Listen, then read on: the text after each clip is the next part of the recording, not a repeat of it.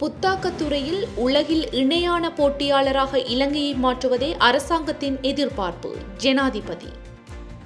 புத்தாக்கத்துறையில் இணையான போட்டியாளராக இல்லாத இலங்கையை ஏனைய நாடுகளுடன் இணையான போட்டியாளராக மாற்றுவதே அரசாங்கத்தின் எதிர்பார்ப்பு என ஜனாதிபதி அனுரகுமார திசாநாயக்க தெரிவித்தார்.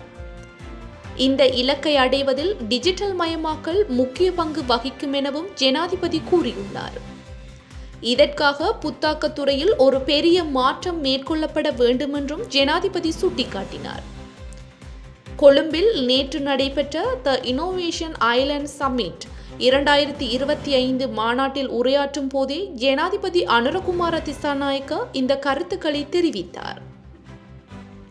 இலங்கையில் இன்னோவேஷன் ஐலண்ட் சம்மிட் 2025 மாநாட்டை நடத்துவதால் இந்த நாட்டில் புதிய தொழில் முனைவோரின் புத்தாக்க ஆர்வத்தையும் எதிர்பார்ப்பையும் பிரதிபலிப்பதாக தெரிவித்த ஜனாதிபதி மனித நாகரிகத்தின் பல்வேறு நிலைகளை அடையாளம் கண்டுள்ளதாகவும் கூறியுள்ளார்.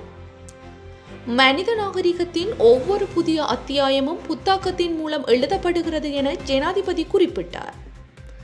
மாறிவரும் மாதிரியை அடையாளம் கண்டு அதனை அடைந்து கொண்டதால் தான் உலக நாடுகள் வெற்றி பெற்றுள்ளதாகவும் அண்டை நாடான இந்தியா இதற்கு ஒரு சிறந்த எடுத்துக்காட்டு எனவும் கூறியுள்ளார்.